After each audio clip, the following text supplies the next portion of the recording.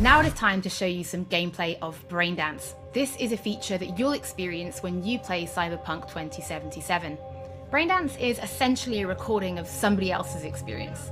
It allows you to relive their sense of sight, smell, touch, and even hearing, all thanks to a special device.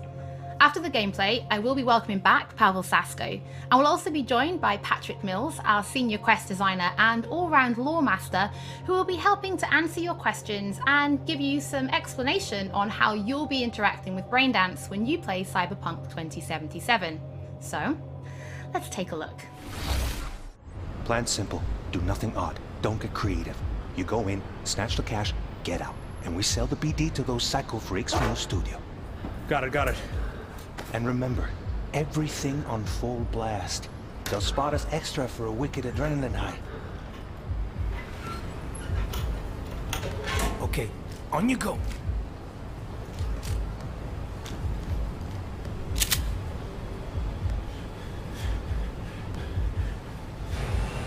Down! Everybody! On the ground! I want to see you kissing the flooring! Money! Now! Or I will fucking drop you, I swear to God! Well, yeah, hey... now! Before I blow your fucking head off!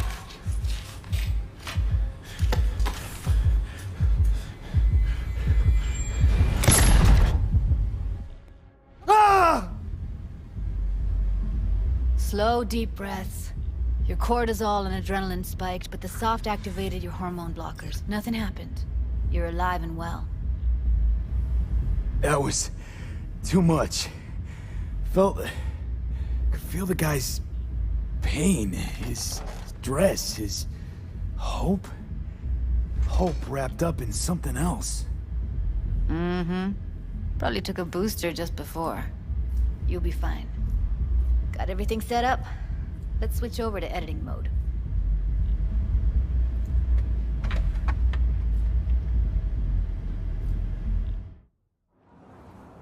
I'll sever the link to the BD Roller's sensory array. You'll be able to look around freely. Whole scene's yours. Full cam control in analysis mode, so move around, zoom in and out, whatever else you come up with. Think of it as your own little sandbox. So, analysis mode, you control playback. Can even pause when you feel the need. Then you use the editor console to unpause. Try it. Plan's simple. Do nothing odd. Don't get creative. You go in, snatch the cash, get out. And we sell the BD to those psycho freaks from the studio. Got it. Dream as hell, right? Well, that's not all. You can speed things up or rewind, whatever you like. Give it a try. Rewind, roll it back to the top. Can I? All good, neat. Now try fast forwarding a bit. Plan's simple. Do nothing odd. Don't get creative. You go in, snatch the cash, get out. Okay. You can also reset the recording. That'll take you right back to the beginning. Try it. Now for some fun. This here's why you came in the first place. In analysis mode, you get to view and even scan details of the enviro recorded by the BD Roller. Focus on the heat, the gun this gonk gets from his buddy at the beginning. Now scan it. Plan's simple. Do nothing odd. Don't get creative. You go in, snatch the cash, get out. And we sell the BD to those psycho freaks from the studio. And remember, everything on full blast. That's all you have to Okay, right here. Excellent. Let's move on. Now heads up.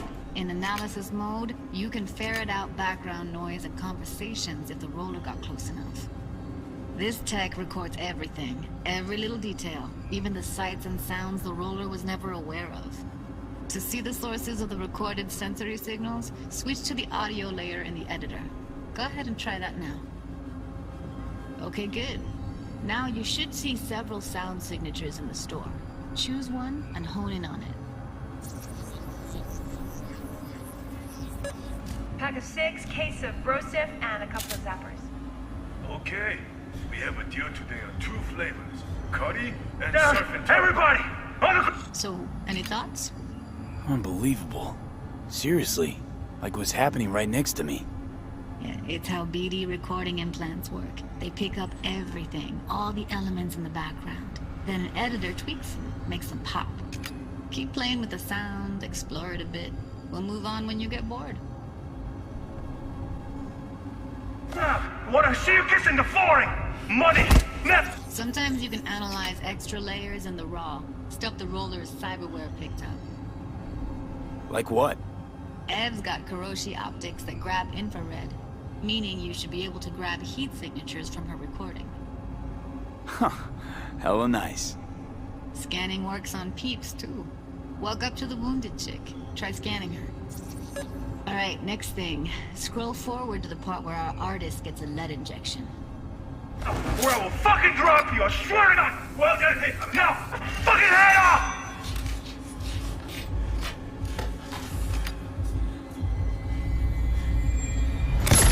See that? They shot him and he never saw it coming.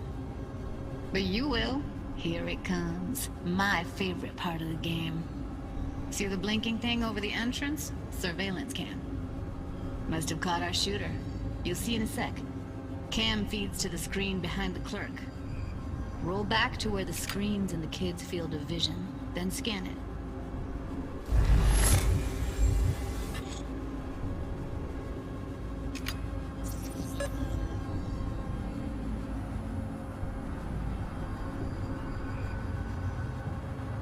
His own Chumba shot him. Probably planned to all along. Must have got a nice slice of cred on the black market for a BD like this. BD freaks are ready to pay a preem for a real flatline. Anyway, if you've seen enough, you can exit.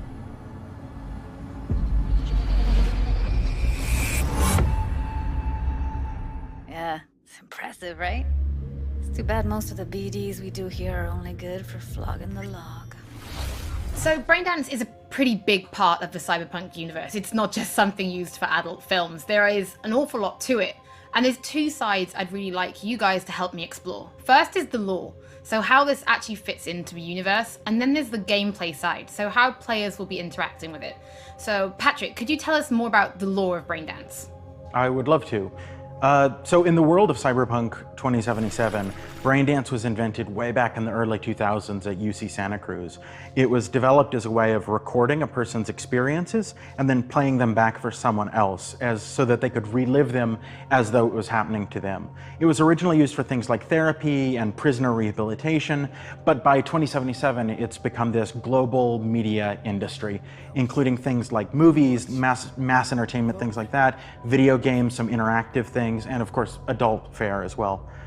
Now in our game we deal a lot with black brain dances, or XBDs as we call them, and there are different types of those, but the one that you saw in the trailer just there was a flatliner. Now that's where the person recording it actually died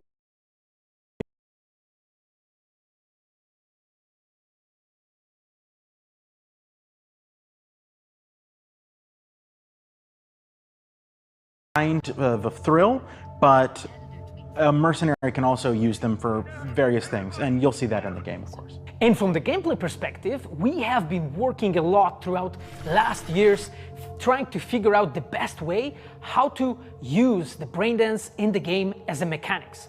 So what we have settled on is this Braindance editor mode. As a player, you will be able to run the Braindance in the editor mode and see different clues that have been registered on the peripheral of given actor. Now, as a player, you can slide on the timeline of the recording back and forth, trying to uncover different clues. And that clues are actually telling a story in the game. So, as a player, you will run different investigations that will lead you to different mysteries, and you will uncover them actually using that Braindance as a mechanics in the game. So, as Pavel was saying, we use Braindance as a storytelling tool. It's not a collectible. It's not something where you're going to go in and you're going to play it and you're going to be like, I've seen this before. What we use Braindance for is to give you a keyhole into the life of the residents of Night City. And we can explore things like childhood trauma, religion, various philosophical ideas in a way that you might not otherwise experience in a story about a mercenary on the tough streets. So we've tried to talk about some of the aspects that we think the community will find really exciting, but you know, while you're both here, I'd love to know, what is it about Cyberpunk that you guys are really excited for? Patrick, why don't you start? So one of the things that I'm most excited about in this game is the characters and the way they interact with the world. We've got this really interesting world that stretches all the way back to the Cyberpunk 2020 source material and all of these events and all of those things, but those don't mean anything unless they connect with characters. And so when we come up with a character, we start with their function. What is this person? What do they do in the story? But we don't stop there. We go back and we figure out what was their childhood like? What was their upbringing like? What kind of obstacles did they face in this harsh reality, and did they overcome them? And how did they overcome them, or did they not overcome them, and why? And you can see all of those things in their environment, in their dialogues, in sort of how they operate in the world. And we come up with that for all of our characters. Now, you look at someone like Victor Vector, and you're going to see stories about his past in his environment and in his dialogue. You know, we come up with that stuff even if we don't use it in the game, because it helps inform us as to who these characters are. And for me, I would not be myself if I would not say that I'm the most excited about our quests. Like with our Witcher 3 team, with Patrick and like everybody that has stayed with us since the Witcher 3 time, we really have grown so much. We have learned so much, and we have used all that experience to put them into the quest that we have made. And you will not find really a filler in this game. Like everything has a meaning. Like we put so much effort into making sure that everything is rewarding, is interesting, is talking about characters, as Patrick said, is talking about worlds, is talking about emotions, like touching the player in a really, like a real way. And I just can't wait to find out what you think. Pavel, I know you mentioned story and quests and writing quests, and when I was last in the studio, I had a look and I saw a notebook on your desk, and I would love for you to show everybody this notebook. Okay, Holly, I mean, you asked for it. So this is my notebook. It says Salsa Quest Designer. The reason is because I dance salsa, and I'm a quest designer, so you know. So I started this notebook actually when we were really starting Cyberpunk. At the very beginning, I wrote like a first note, and it says pretty much something along the lines of that we were starting with a prototype. And then, you know, I kept on basically noting things that we've been working on for like next years. I remember once when our concept artists actually approached me, and they said that they want to take a look on my notebook. I was like, what for actually? And they took some pictures. And they told me, yeah, well, you know, because we are looking for a reference material for notes of a psychopathic killer. Yeah, well, you may find maybe some of my notes in the game. Pavel and Patrick, thank you so much for joining me. I'm pretty lucky because I have read some of the stories that you and the team have written for Braindance, and I'm pretty excited for people to discover them. But before we do finish today's episode, there is just one more thing we'd like to talk about. Earlier in this episode, I mentioned that media have been getting hands-on with the opening